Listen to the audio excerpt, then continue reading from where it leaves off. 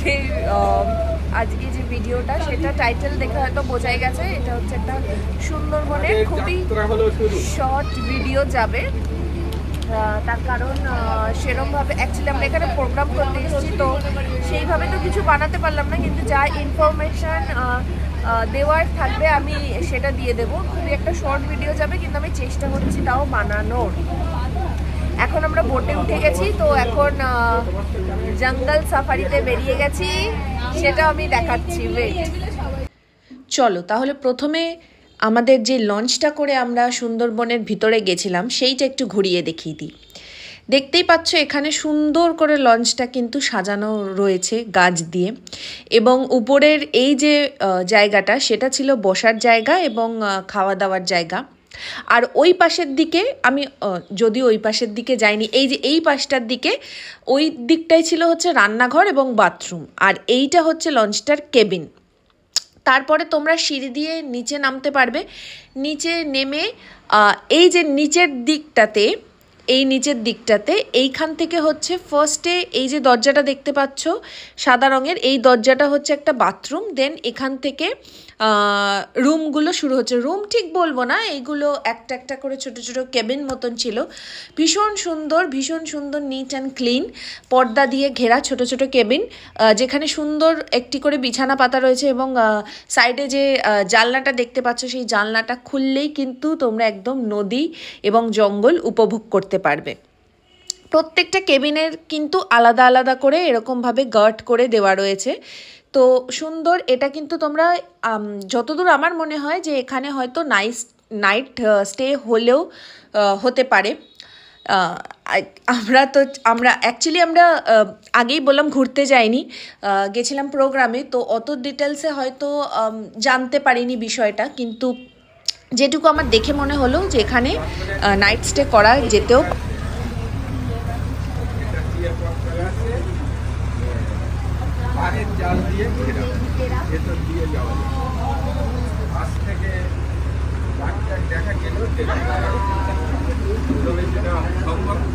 হ্যাঁ, সম্ভাবনা খুব কম থাকে।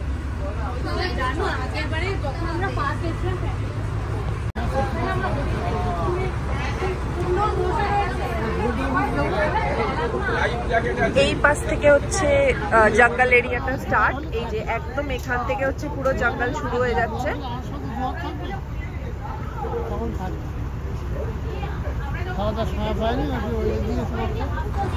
সুন্দরবন পশ্চিমবঙ্গের বনাঞ্চল দক্ষিণ ও উত্তর 24 পরগনা জেলার অধীনে অবস্থিত।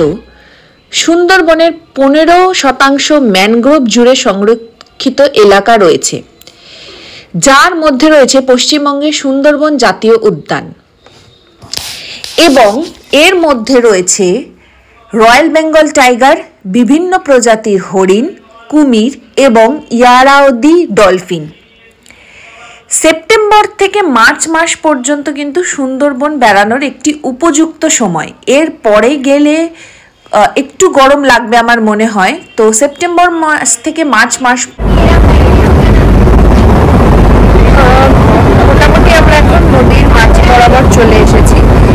বোটে এই যে লঞ্চটা আজকে সেইটা করে একটা জায়গায় নিয়ে যাচ্ছে ওরা, সেটা একটা খাড়ি টাইপের জায়গা, সেখানে গিয়ে বললো যে অনেকটা ডিপ ফরেস্টের ভেতরে কিছু দেখা গেলেও হয়তো যেতে পারে।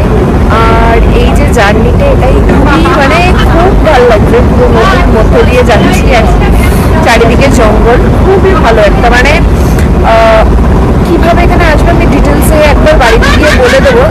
আগেই বললাম যে প্রোগ্রামে এসেছি, এরকমভাবে ঘোরা তো হচ্ছে, অতটা ভালো করে হয়তো ঘুরতে পারবো না, কিন্তু এই সকালবেলা আগের বারও একবার সুন্দরবনে এসেছিলাম, তখন ওরা সকালবেলা এরকম ঘুরিয়েছিল, সেইবারটাও খুব ভালো লেগেছিল। তখন এই চ্যানেলটা ছিল না বলে এর জন্য কোনো ব্লগ বানানো হয়নি, তাই ভাবলাম যে এসছি আর যখন একটুখানি বেরিয়েছি কেন মিস করবো, একটু তো ব্লগ বানানোই চাই, তো সেই জন্য বানাচ্ছি। দেখাচ্ছে আমি বাইরেটা।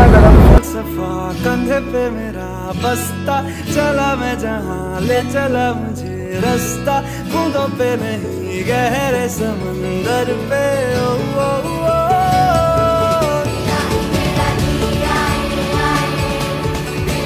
मेरा जिया।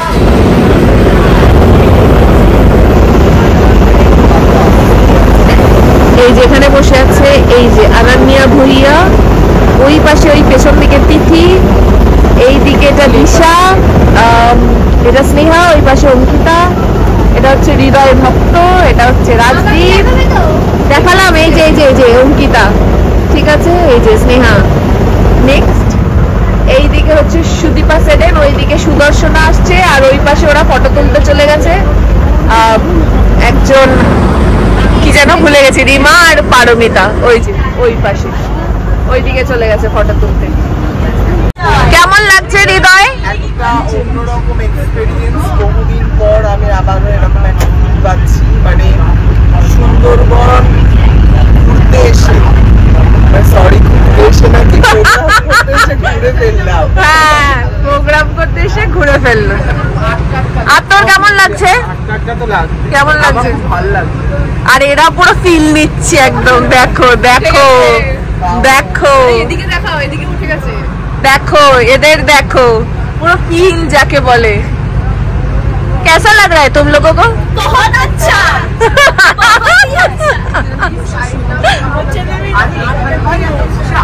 কোথায় এসছো? ও মাই গড।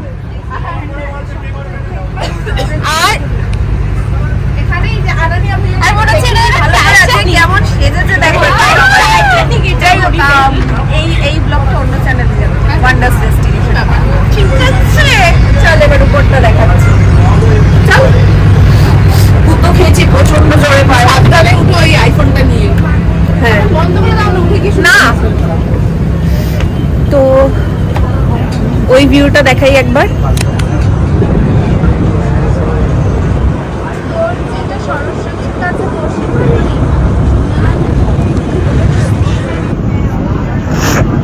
এই যে এই পাশটা দেখতে পাচ্ছ, এটা পুরোটাই কিন্তু ফরেস্ট।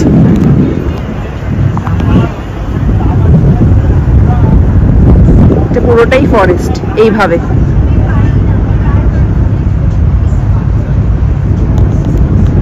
আচ্ছা, পুরো চলে যাই খাড়িতে গিয়ে দেখাচ্ছি। কোথাও একটা নিয়ে যাবে বলছে, যেটা একদমই কোর এরিয়া, ভেতর দিয়ে হেঁটে হেঁটে নাকি ঘোরার ব্যবস্থাও রয়েছে। তো সেইভাবে গিয়ে তারপরে দেখাচ্ছি বাকিটা। টাটা। আচ্ছা, লঞ্চে ওঠার পরই আমাদের সবার ফার্স্ট এখানে ব্রেকফাস্ট দিয়ে দিয়েছিল, যেটা ছিল হচ্ছে লুচি এবং ছোলার ডাল। ভীষণই ভালো খেতে ছিল। দেন তারপরে আমাদের ওই 12:30 1 নাগাদ একটা ছোট টিফিন মতনও দিয়েছিল। দেন তারপরে লাঞ্চ। তো সেইগুলোর ভিডিও আর করা হয়ে ওঠেনি, কারণ আমার ফোনের চার্জ একদম কমই ছিল। আর আমি বললামই যে আমার একদম ধুলোতে হঠাৎ করে এত পরিমাণ ডাস্ট অ্যালার্জি মতন হয়ে গেছিলো যে আর কিছু ভিডিও করতেই আমার ভালো লাগছিল না। আর এই জায়গাগুলো দেখেছো কীরকম ডেঞ্জারাস। এখানে কিন্তু অনেকক্ষণ ধৈর্য নিয়ে বসে থাকলে কিন্তু বাঘ দেখা গেলেও যেতে পারে। আর এই তখন ভাটা চলছিল বলে জলটা অনেকটাই কম ছিল। এই যে দেখতে পাচ্ছ, এই গাছের গোড়া যত অবধি সাদা হয়ে রয়েছে গাছগুলো, ওই অবধি কিন্তু জল উঠে যায়। আর এত ডিপ ফরেস্ট এখানে কিন্তু তোমার এই যে খাড়িগুলো, এর মধ্যে নাকি ওরা বলছিল যে প্রায়শই বাঘ আসে। যদি আমরা কিছু দেখতে পারিনি, দুবার গেলাম, কিন্তু কিছুই দেখা হয়ে ওঠেনি সেইভাবে। তারপরে আমরা এই ফরেস্টটাতে নেমেছিলাম। এইটার কথাই বলছিলাম যে এটা হচ্ছে একটা ডিপ ফরেস্ট এবং কোর এরিয়া। একটা খাড়ির মধ্যে ঢুকেই এই ফরেস্টটা ছিল। এটার নামটা এই যে বোর্ডে লেখা আছে, অ্যাকচুয়ালি আমি তখন খেয়াল করিনি।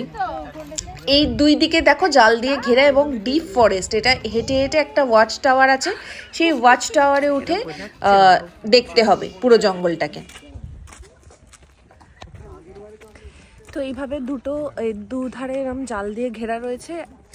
এখান থেকে হেঁটে হেঁটে দেখতে হবে। জানি না, ভিতরে বলছে যে দেখা গেলেও যেতে পারে, দেখি। খুব রোদ্দুর, তার মধ্যে ডাস্ট অ্যালার্জি হয়ে গেছে, ওই জন্য কথাটা বলতে একটু কষ্টও হচ্ছে। যাই হোক, দেখি যাই ভিতরে, তারপর কিছু দেখলে অবশ্যই দেখাচ্ছি, শেয়ার করছি।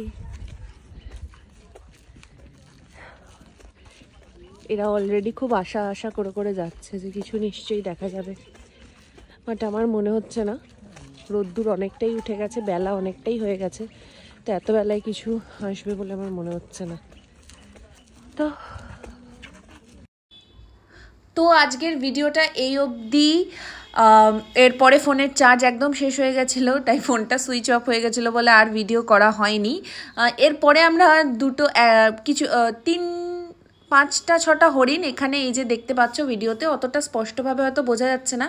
এখানে এই হরিণগুলো এবং আরও কিছু গুয়ে সাপ দেখেছিলাম, যেগুলোর ভিডিও আর করা হয়নি।